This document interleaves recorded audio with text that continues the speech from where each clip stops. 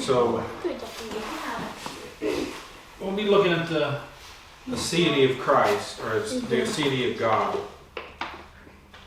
if you don't know what that is. It means the self-existence of God. I don't know, this thing's like going crazy.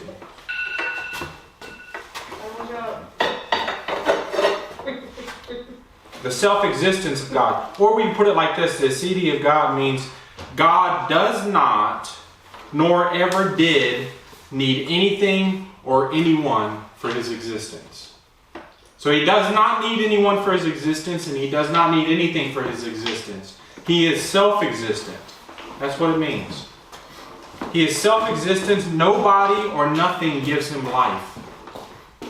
It says in John 5:26, "For as the Father hath life in himself, so hath he given to the Son to have life in himself." So we see that the life, God has life within himself. He is the owner of life. This is something that's not true about us. We do not have life in ourselves. Our lives are borrowed. Our lives are derived from another, from God. He must give us life. Just as if you could look back at Adam and the creation, Adam didn't have life until God breathed life into him. Just like us. We don't come into existence out of ourselves. God gives us life. God brings us in. And it's actually true, this is in my notes, but this is also true of spiritual life. That we can't bring ourselves into spiritual life. God must breathe spiritual life into us. So our lives are derived from another, but God is self-existent, meaning his life is not derived from another. He exists in and of himself and by himself. So he's not like us in that. So I have 3 points on this. The first one is the great I am. Which is funny, I was listening to some songs on random when we were coming here. Right before we got here, a song called I Am came up. But the first point is the great I am. So let's see this Aseity of God from Scripture. Obviously, I think John 5 gives us a little picture of it, with the Father having life in himself. But turn to Exodus chapter 3.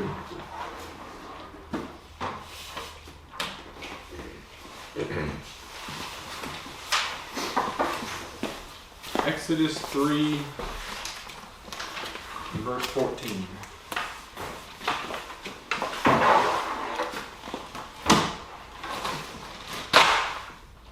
Just go ahead and turn to it.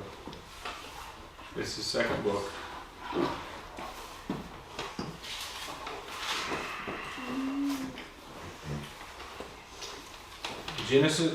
Exodus 3:14. I confused you all there for a second, didn't I?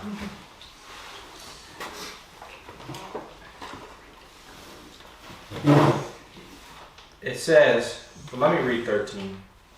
"And Moses said unto God, Behold, when I come unto the children of Israel, and shall say unto them, The God of your fathers hath sent me unto you, and they shall say to me, What is his name? What shall I say unto them? And God said unto Moses, I am that I am. And he said, Thus shalt thou say unto the children of Israel, I am hath sent me unto you." I want to read a quote from John Gill on this. "This signifies the real being of God, his self-existence, that he is the being, capital B, of beings, as also it denotes his eternity and immutability, which means he does not change, and his constancy and faithfulness in fulfilling his promises. For it includes all time, past, present, and to come, and the sense is not only I am what I am at present, but I am what I have been, and I am what I shall be, and shall be what I am." The Platonists seem to have borrowed it's some Greek right here. It says ta'on from hence, which expresses with them the eternal and invariable being. And so the Septuagint version here is ha'on. That's the Greek. Septuagint is the Greek version of the Old Testament. So now the Septuagint is not inspired scripture, but it was translated by those that knew Hebrew and Greek. In the Hebrew, the word is hayah, and it means to be or to exist. That's what I am means. It means to be or to exist. This is really what God said. My name is to exist. That's what he said. I am the self-existent one. I exist outside of any influence.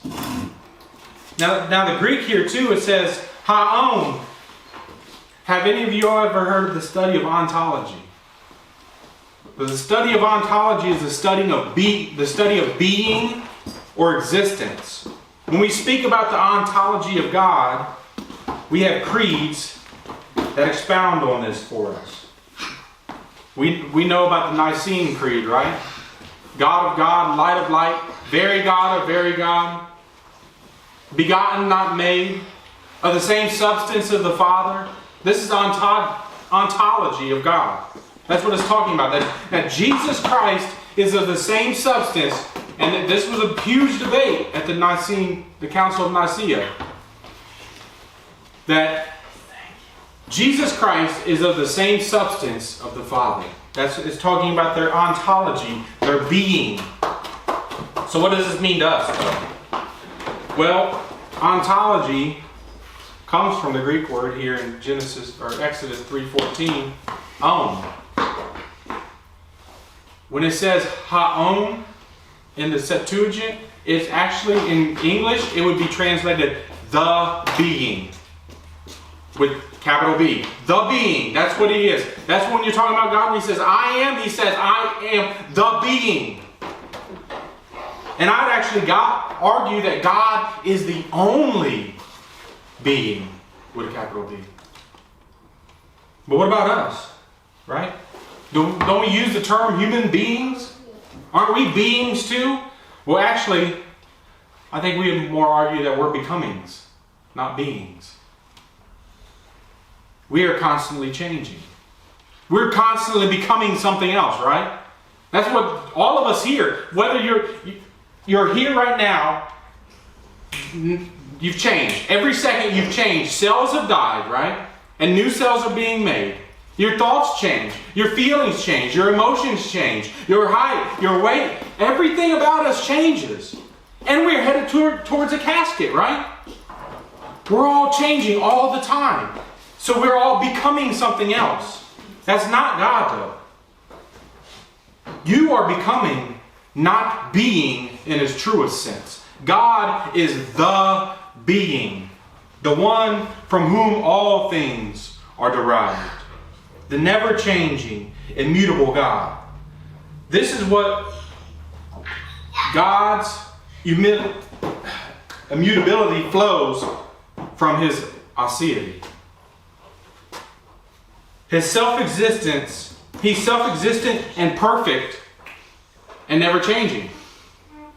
It has to be that way. You ever think about this? He has never had a new thought. God has never had a new thought. An omniscient being could never have a new thought. So he's immutable. He's never changed. There's never been something that popped up and he said, oh, I never thought about that before. Let me do this now. He doesn't have new feelings. God has never had a new feeling. We cannot say that. None of us here can say that. And he does not bow to the second law of thermodynamics, right? That we're all dying. That everything tends towards corruption. God does not bow to that law. He is the being. Meaning he does not change. Why doesn't he change? Because he's self-existent. And doesn't need anything. So there's no point in him. There was no reason for him ever to change because he has everything. He is everything, right? It's pretty cool too that God not only told Moses this, he not only told Moses that my name is that self-existence, my name is to be, to exist, but he also gives him a picture of it too. Look up at verse 2 of Exodus chapter 3. He not only tells him this in verse 14, but he shows him a picture of this here. In verse 2 it says, "And the angel of the Lord appeared unto him." And y'all are familiar with this. "In a flame of fire out of the midst of a bush." We know this story, right? God appeared to him in a flame of fire. It says the angel of the Lord appeared to him in a flame of fire out of the midst of the bush. "And he looked, and behold, the bush burned with fire, and the bush was not consumed." Now this, I said it correctly. I corrected myself, but I said it correctly. This is God. This isn't just some angel. This is God that's there at that bush. Look down at verse 4. "And when the Lord saw that he turned aside to see, God called unto him out of the midst of the bush and said, Moses, Moses. And he said, Here I am." And look at verse 6. "Moreover, he said, I am the God of thy father, the God of Abraham, the God of Isaac, and the God of Jacob." And Moses hid his face because he was afraid to look upon God. God appeared to him in a burning bush, but the bush wasn't burning. There was a flame there, but the bush was not burning. God gave him a picture of what his name is, right? To exist without anything else out there. I need nothing else. I exist. The bush burned with fire, but the bush was not consumed. How is that possible? The flame was self-existent. The flame needed not the bush to burn. It needed nothing to burn. That's where God spoke to him and said, his name is to be, to exist. I am that I am.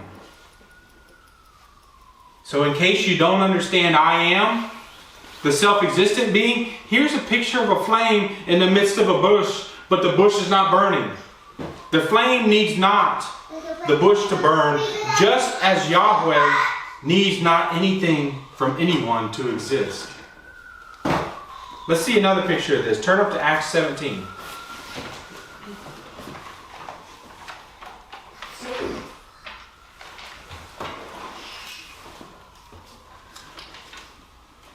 Acts 17, verse 22.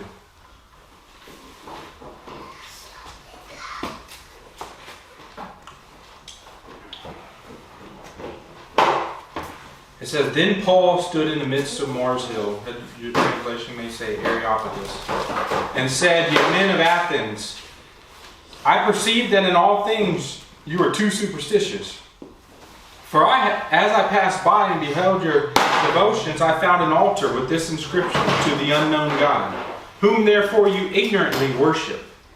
Him declare I unto you, God that made the world and all things therein, seeing that he is the Lord of heaven and earth, dwelleth not in temples made with hand, neither is worshipped with men's hands as though he needed anything, seeing he gives to all life and breath and all things, and hath made of one all nations of men for to dwell on the face of the earth, and hath determined the times before appointed and the bounds of their habitation, that they should seek the Lord, if haply they might feel after him and find him, though he be not far from every one of us.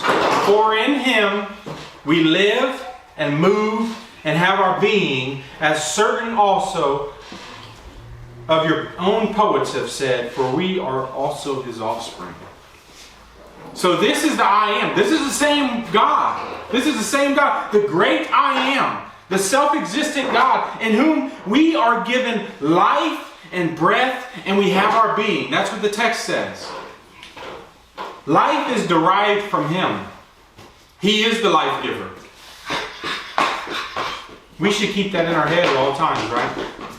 That's part of that creator-creation distinction that we should have. When Paul says in Romans 9, he says, "But who are you, O man, that replies unto God?" That's part of, this is why. Because your life came from him. Your life is derived from him. Therefore, you answer to him. This is how God, when God answered Job, and he said, "Where were you, Job, when the foundation of the earth was? Were you there?" Because of his aseity. He's self-existent. Our Creator is self-existent. As Christians, we serve a God who needs nothing from us. Nothing. Nothing at all. God needs nothing from us. Not even our worship. Jesus said, if you don't worship, the rocks will cry out. Creation itself declares the glory of God. He needs not you or me for that. But don't we give Him glory, right? We don't give Him like we add to His glory. It's not an addition to His glory. We just ascribe the glory that is already due to Him. So this great I Am is self-existent and needs nothing from His creation to exist. That, seriously, when you sit and dwell on that, that should blow our minds, right? That there's a being who's created all things and He's needed nothing from any of us to exist. And He's here. Right? He's here now. He's not just way far out there. We're not deists. God didn't just create the world, throw it out there and step back and sit down and just wait. He's here. And He loves us.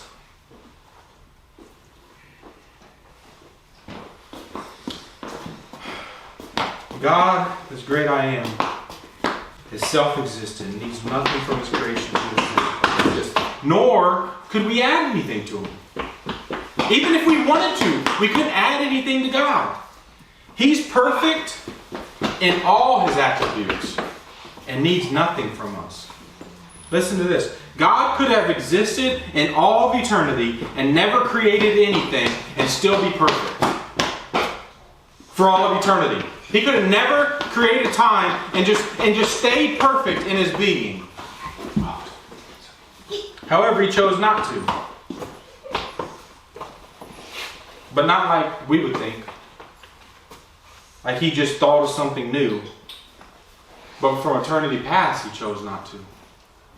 It's past our mind and our language to think of how God worked in eternity past, right? God always planned to do that. From eternity past. And yet He could have existed forever without us and still be perfect and still be self-existent. The second point here is Jesus declares Himself to be the great I Am. This great I Am that we just saw in Exodus chapter 3, Jesus declares that of Himself. This man, Jesus, displays that this I Am is Himself. I'm sure we've heard of the I Am statements in the book of John, right? And I don't think that we can argue in those statements that Christ is pointing back to Exodus 3:14. I am that I am. There's 7 I Am statements, and they go as follows. We're not going to turn to them. He says, I am the bread of life. I am the light of the world. I am the door. I am the good shepherd. I am the resurrection and the life. I am the way, the truth, and the life. And I am the true vine. Jesus says all those about Himself. They are clear claims to deity, saying, I am that I am. The same one that appeared to Moses in the bush is me. Yet there's still two more I Am statements in John, though they're a little different. These are the ones I want to look at real quick. John chapter 8 and verse 58.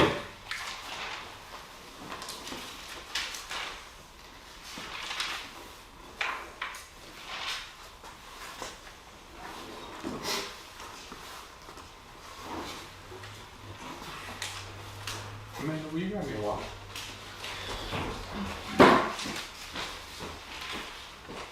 Do you mind reading that first there, Rob? Verse 58? Sure. Jesus said to them, truly, truly, I say to you, before Abraham was, I am. This is talking about Jesus, talking about Himself. Again. You think in this statement He wasn't saying, you know the burning bush. That was me. Before Abraham was, I am. And then turn up to John 18.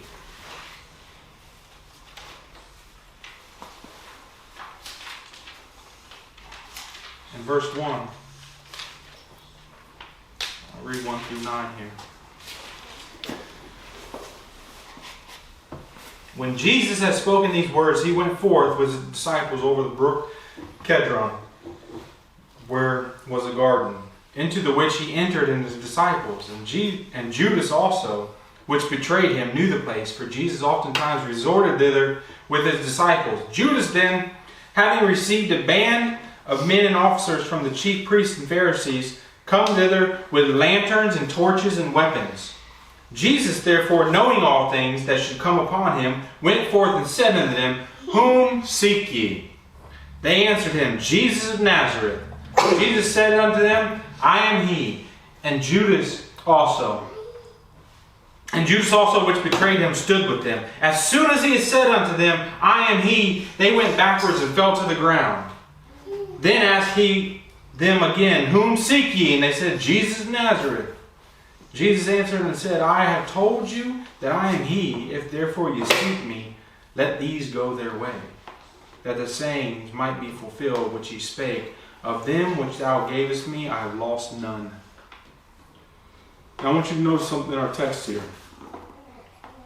It probably doesn't matter which translation you have, because for the most part, all of them add it. Look at verse 6. As soon then as he said unto them, I am he. You notice your word he is italicized. Meaning it's not there. Meaning it was supplied by the translators. It's not there in the Greek text. So what Jesus said there is I am. And when he said I am, they fell backwards. They fell down. Why? Because that was him again claiming that burning bush, that was me. I am self-existent. I am the being. Jesus claiming for himself the same name or title that was given to Moses in the bush, right? I am that I am. But wasn't that before Jesus? Moses and burning bush? Nothing is before Jesus. He is the self-existent one. He is the being that took on flesh, as John tells us in chapter 1, where he says, in the beginning was the Word, and the Word was with God, and it literally says, and God was the Word, in verse 1, and in verse 14 it says, and the Word became flesh and dwelt among us. That same God was the Word.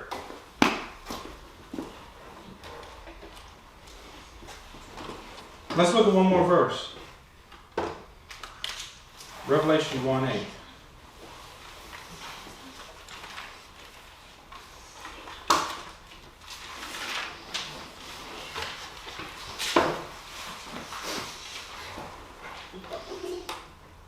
Will you read that? Zach, you there? Yeah, this is NASB. It says, I am the Alpha and the Omega, says the Lord God, who is and who was and who is to come, the Almighty. So the beginning and the ending one. KJV. KJV is probably wrong with that one. But I am the Alpha and the Omega. In other words, I am the first and I am the last, right? Alpha is the first letter in the Greek alphabet. Omega is the last letter of the Greek alphabet. I am the whole thing. From first to last. From beginning to end. I am. That's what, and this is the words of Christ. Saith the Lord. He is saying, I'm the first and the last, the beginning and the end. He says the same thing in Revelation 21:6 and Revelation 22:13. But there's more to this than an I am statement, but also a statement of being the first, the last, the Alpha, the Omega, the beginning, and the end. This language is taken from Isaiah. Listen to this. Isaiah 44:6. Thus saith the Lord, the King of Israel, and his Redeemer, the Lord of hosts. I am the first, and I am the last. Besides me, there is no God. This is talking about Yahweh, right? In Isaiah 44, clearly talking about Yahweh. It's used twice in there. And he says, I am the first and the last. And there is no God besides me. And then Jesus says the same thing about himself in Revelation there. I am the Alpha and the Omega. I am the first and the last. He says at the end of the book of Revelation also. Christ claiming to be the I am. The first and the last is God. It's the great I am. Yet it's applied to Christ here in Revelation. Jesus is the great I am. The last point I have on this is the consuming fire. Let me draw one more thing out of this burning bush picture. Remember, the bush was burning, but was not consumed. If you saw a bush on fire, you know what's happening? It's being consumed, right? But this bush was not being consumed. Because we know that fire consumes wood. If there's fire on wood, it's going to consume it. Yet this fire didn't. Why? I think of two reasons. First, it needed not wood for existence because it was a picture of the being, the self-existent one. This is God showing up and giving Moses a picture of the self-existent one. This flame is self-existent and it does not need this bush. The second reason is God is sovereign and chose not to consume it. He could have consumed it, couldn't he? God could have consumed the bush, but he didn't. And doesn't it state in Hebrews chapter 12 and verse 29 that for our God is a consuming fire? He is a consuming fire. He could have consumed that bush, but he didn't. Nor did he want to. Because if he wanted to, guess what? He would have done it. That's another difference that we see in the Aseity of God that we don't have. We don't have this. We must consume. We can't live without consuming. Right? We must consume air, right? We must consume food. We must consume drink. God has never needed to consume anyone, but he can. He never needed to consume anyone or anything, but he can because he's a consuming fire. And this is the reason we serve him. It says in Hebrews chapter 12 in a previous verse, the verse right before, for our God is a consuming fire, says, wherefore, we receiving a kingdom which cannot be moved, let us have grace whereby we may serve God acceptably with reverence and godly fear. And then it says, for our God is a consuming fire. So we serve God because our God is a consuming fire. And he can consume if he wants to, if he desires to. But he does not need to. That's a big difference between us and him. We need to consume. So application will be a little bit different because I don't really have points of application. It's not because I was not well studied, it's because I did not want to. The application is going to be us discussing application. But I do want to say this before we get into it. God needs nothing from us. Nothing. He's self-existent. However, we need everything from God. And everything that you have is only because God has decreed it and has given it to you. So what should that mean?